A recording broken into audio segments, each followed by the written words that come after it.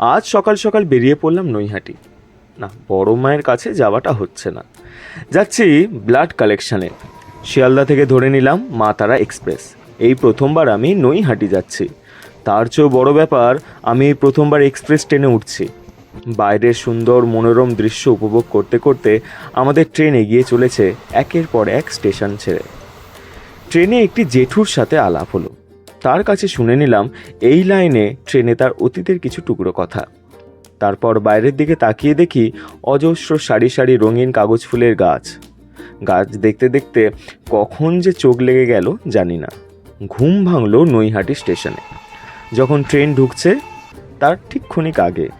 Station থেকে নেমেই ঠিক করলাম আগে একটু চা খেতে হবে। তাই রাস্তার ধারেই দেখলাম একটি চায়ের দোকান। দোকানটা কিন্তু বেশ। দোকানটির নাম জামাইয়ের দোকান। এইখান থেকেই চা খেয়ে চললাম পেশেন্টের বাড়ির গন্তব্যের দিকে। পেশেন্টের বাড়ি গিয়ে জমে গেল গল্প।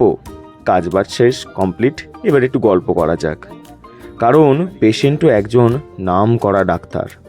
ওনার বাড়িতে সদস্য বলতে উনি, ওনার একটি কুকুর ও একটি বিড়াল। কুকুরটি আমাকে পছন্দ না করলেও বিড়ালটি আমাকে বেশ পছন্দ করেছে।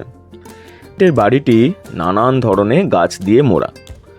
সব ধরনের গাছের মধ্যে দিয়ে একটি গাছ আমার চোখে পড়ল, যার ডালের মধ্যে হয়ে আছে হালকা সবুজ রঙের ফল।